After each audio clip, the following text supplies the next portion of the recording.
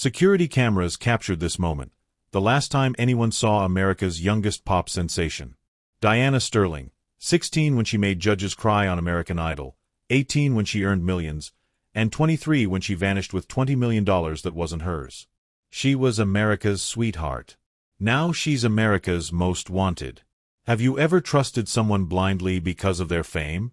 Because millions did exactly that, and lost everything. In the next 20 minutes, I'll take you inside one of the most shocking celebrity frauds of our time. But first, make sure to hit that subscribe button and ring the notification bell. You won't want to miss how this story ends. We've all donated to causes that touched our hearts. Maybe it was a neighbor's cancer treatment, a family's hurricane recovery, or a child's life-saving surgery. That moment when you click donate, it's pure trust. No questions asked. Just faith in human compassion. But what happens when that trust is shattered? When the face you believed in was hiding something darker? $20,300,000. That's not just a number. It's thousands of people who believed in saving a 14-year-old boy's life. People who skipped meals, worked extra shifts, and gave their last dollars because they thought they were heroes.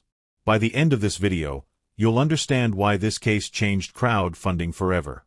Why platforms now require verified medical records. Why lawyers study this case as the textbook definition of modern fraud. This is the story of how America's sweetheart became America's most wanted. How a small-town girl with a golden voice built a $20 million lie. And how, when the truth came knocking, she vanished without a trace. What you're about to hear will make you question everything you think you know about online charity. Because in the age of viral fundraising, who's really watching the watchers? Let's start at the beginning. Cedar Falls, Ohio. Population, 40,000. The kind of place where everyone knows your name, your business, and your dreams. For Diana Sterling, those dreams were bigger than the town itself. Her mother, Patricia, worked as a night shift nurse. Double shifts, triple overtime, anything to pay for Diana's voice lessons. $30 a week. Not much, but it was everything they had. Marcus Sterling left when Diana was 8. No goodbye. Just empty drawers and unpaid bills. Patricia never spoke badly about him. She saved her energy for believing in Diana's gift.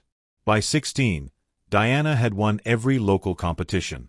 Her voice could fill a room and silence every conversation. But Cedar Falls had given her all it could offer. March 2015. American Idol auditions.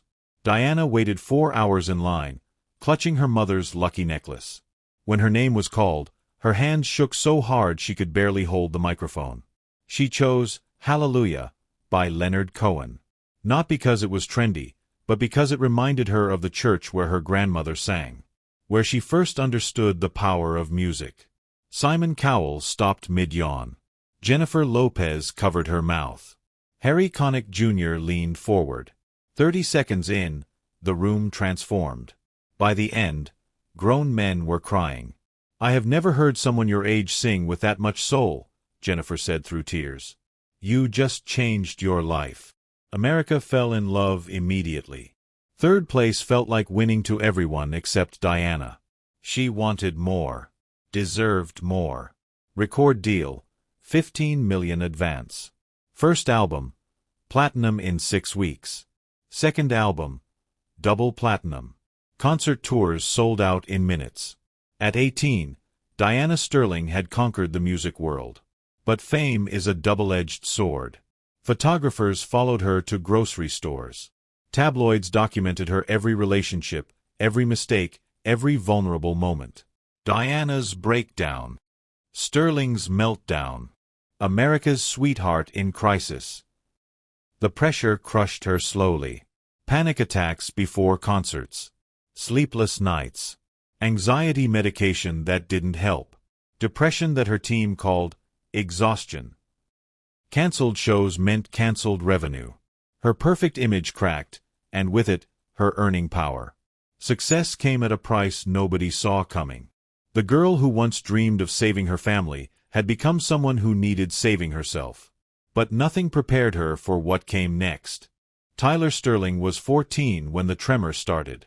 just a slight shake in his left hand. Athletes get those, right? Growing pains. Nothing serious. Dr. Rachel Morrison delivered the diagnosis on April 3, 2019. Karuchi-Thompson syndrome. A neurological nightmare that attacks the nervous system like a slow-moving storm. First, it steals your control. Simple tasks, writing, walking, speaking, become impossible. Your mind stays sharp while your body betrays you. Then it moves deeper. Breathing becomes work. Swallowing becomes dangerous. 2 years. That's what doctors gave Tyler. Maybe 3 if they were optimistic. But there was hope.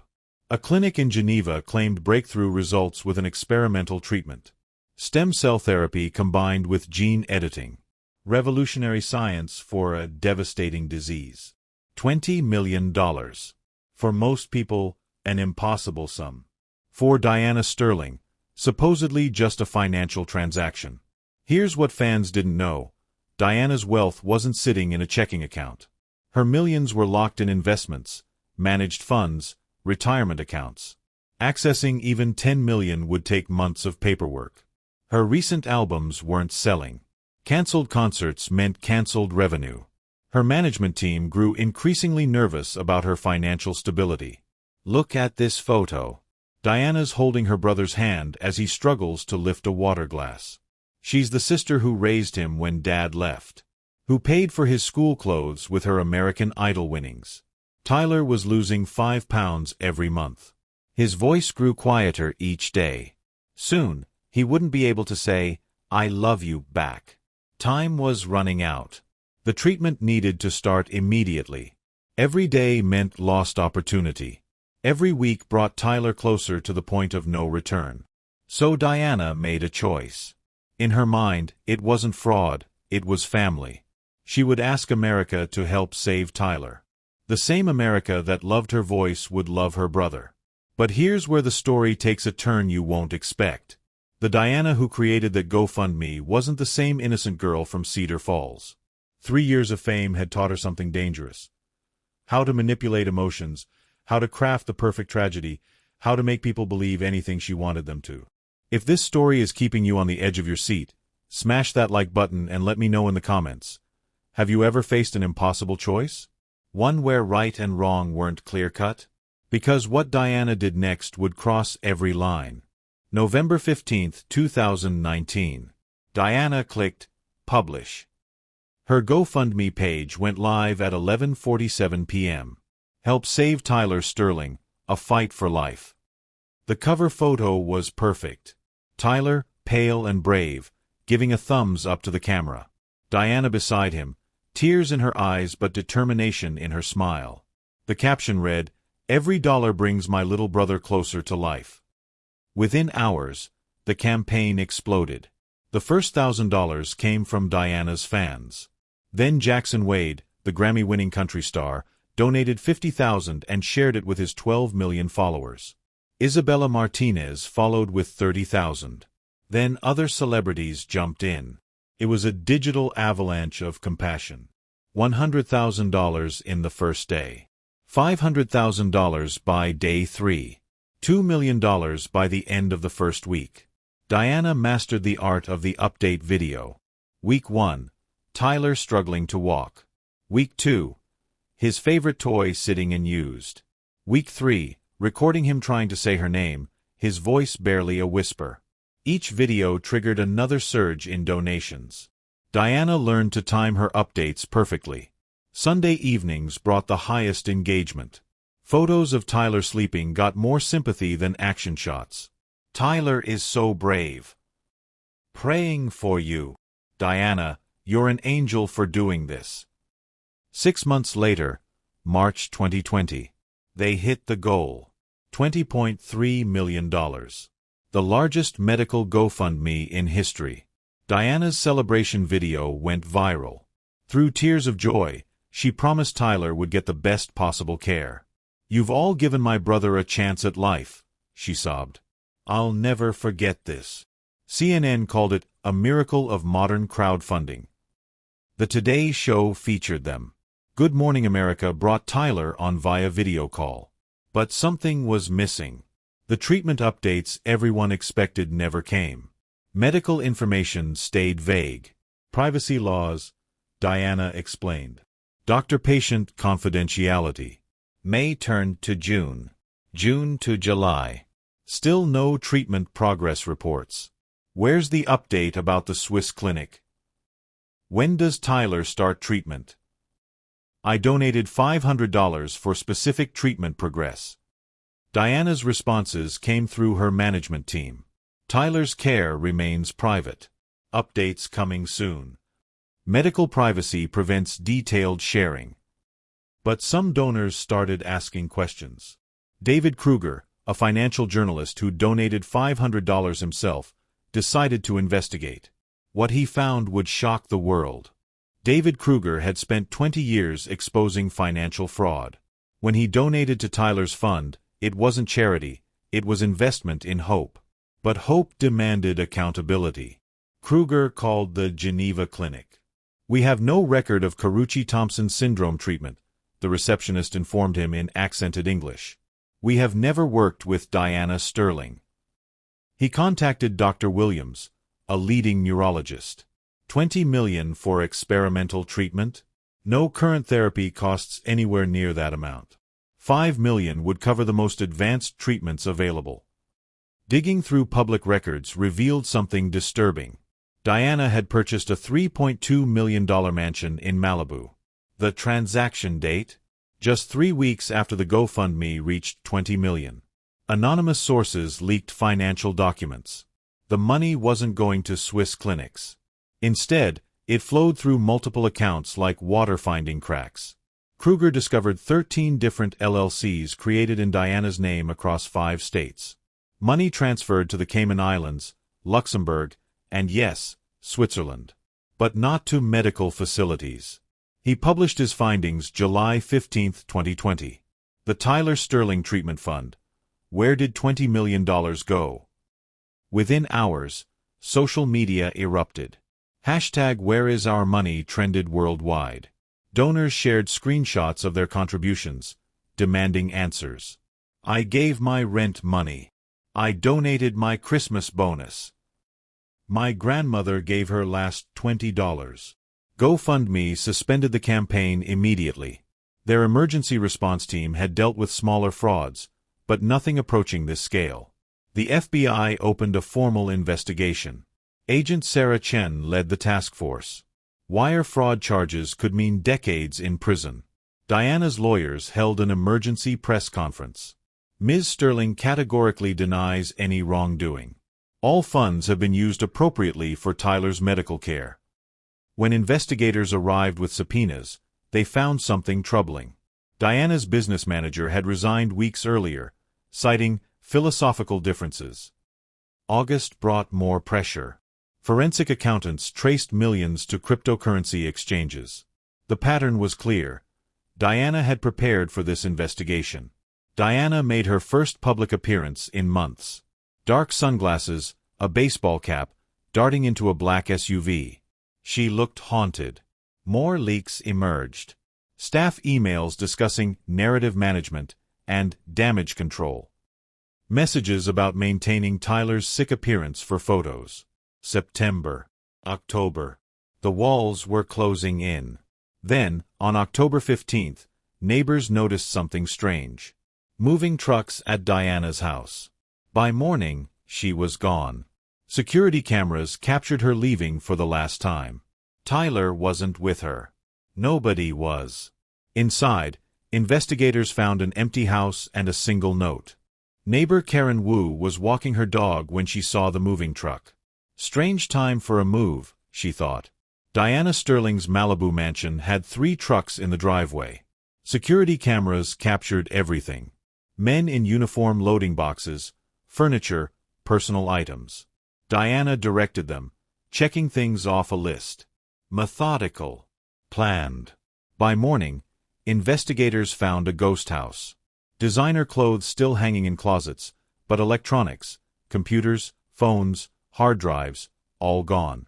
Professional movers don't usually pack that selectively. On the granite kitchen counter, they found a note. I'm sorry. The truth isn't what anyone thinks. Tyler needs me now more than ever. D. Agent Chen studied the handwriting. Calm, steady letters. No signs of duress or panic. This wasn't a kidnapping note. This was a goodbye. Tyler Sterling was gone too.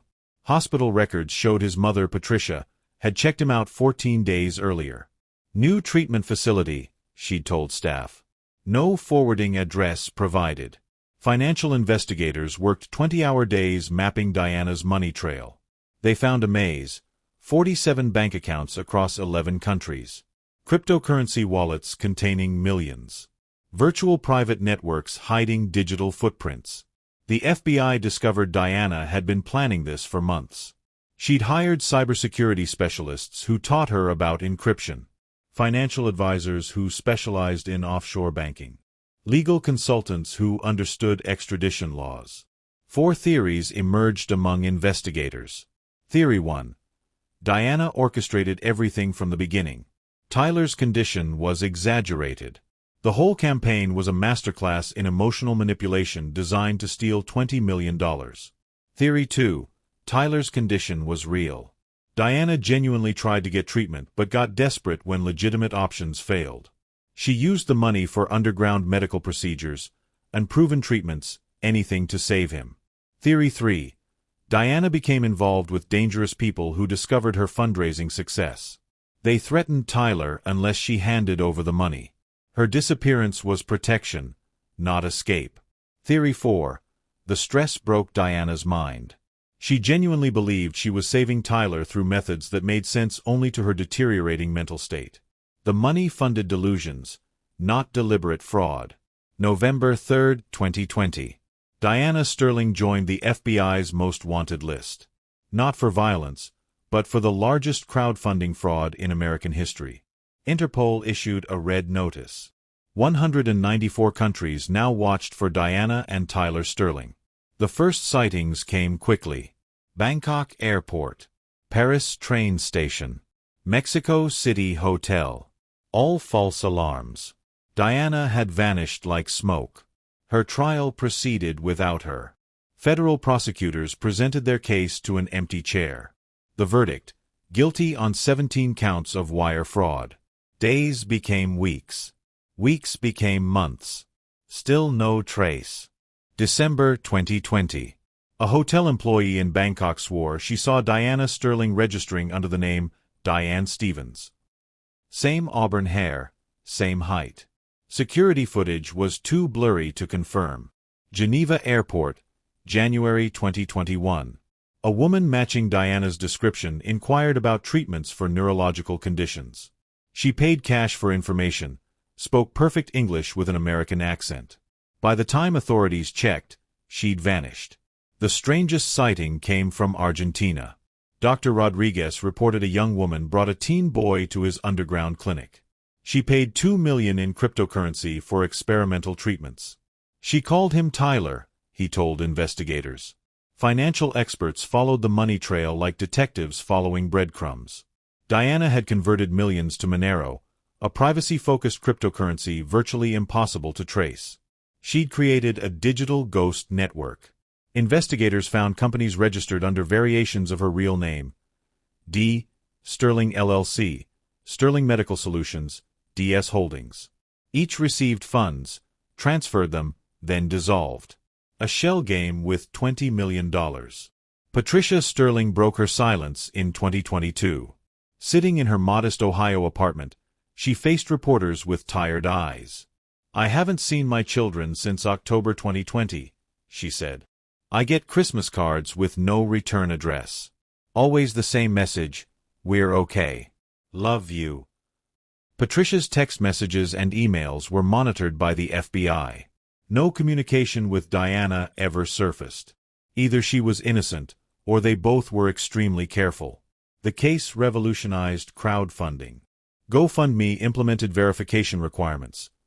Medical records from treating physicians, third-party audits for campaigns exceeding $100,000, mandatory spending reports every 90 days.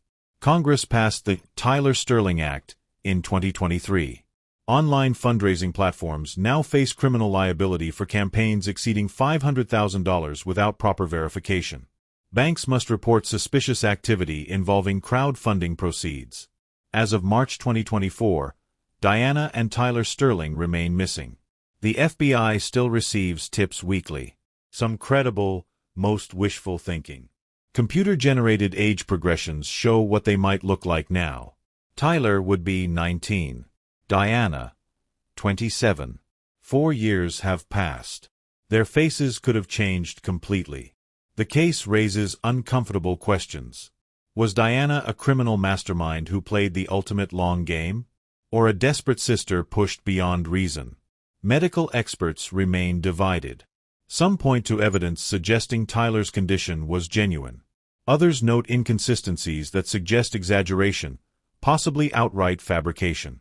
Support groups formed for donors. Many lost life savings. Retirement funds. Children's college money. They gather monthly, still seeking answers. The international search continues. Interpol maintains active files. The FBI reviews every lead. But Diana Sterling has achieved something remarkable. Complete disappearance in the digital age. $20 million. 2 missing people. 4 years of searching. The questions multiply. Are they alive? Together? Safe? The answers remain as elusive as Diana Sterling herself. How well do we really know the people we trust? Diana Sterling sang at charity events. She visited children's hospitals. She presented the image of perfection that America wanted to believe in. But behind those manicured Instagram posts and perfectly scripted interviews lived someone capable of deceiving millions. What drives someone from hero to villain? Was it the pressure of fame? The weight of expectations? Or was Diana always capable of this, waiting for the right opportunity? The Diana Sterling case isn't unique. History shows us Bernie Madoff, Elizabeth Holmes, countless others who exploited trust for personal gain. What's different is the scale and the medium. Americans donate over $450 billion annually. 40% now give online. GoFundMe alone processes $2 billion yearly. The Sterling case exposed how vulnerable this system really is. When someone shares a heartbreaking story, our natural response is empathy, not suspicion. The platform counted on this. They provided the stage. Diana provided the performance. Psychologists debate whether Diana's actions stemmed from desperation or calculated deception. Dr. Karen Williams suggests it might be both. Extreme stress can rationalize extreme behavior. The mind creates justifications for the unjustifiable. The line between legitimate need and exploitative greed is thinner than we'd like to believe. Diana may have started with genuine desperation. But $20 million changed the equation. Today's crowdfunding looks different. Verification requirements, mandatory documentation, independent oversight, all responses to Diana's vanishing act. We learned that trust needs guardrails. The tragedy isn't just the money. It's the erosion of trust in genuine causes. Real families fighting real battles now face additional scrutiny because one person shattered our collective faith. Every requirement added to prevent another Diana Sterling makes it harder for legitimate cases to get help quickly. That's her lasting legacy, making the world slightly less charitable. The Diana Sterling case teaches us that in the digital age, verification isn't just recommended, it's essential. Trust, but verify. Always verify. So here's the question that haunts everyone who followed this case. Was Diana Sterling a master manipulator who planned this from the beginning? Or was she a desperate sister who lost her way when faced with her brother's death sentence? The evidence points in different directions. The planning suggests calculation. The timing hints at desperation. The truth remains locked away with Diana and Tyler, wherever they may be. What do you think really happened? Did Diana steal $20 million to live a life of luxury? Or is she using that money right now, paying for underground treatments that could save Tyler's life? Maybe she's in a country without extradition treaties, building new identities for them both. Or perhaps they found a cure that required methods the medical establishment wouldn't approve. Drop your theories in the comments below. Are you team calculated fraud or team desperate sister. I read every comment, and some of you have theories that genuinely surprise me. Speaking of surprising, next week we're diving into the case of the Instagram influencer who faked her own kidnapping for clout and accidentally uncovered a real human trafficking ring. You won't believe how this one ends.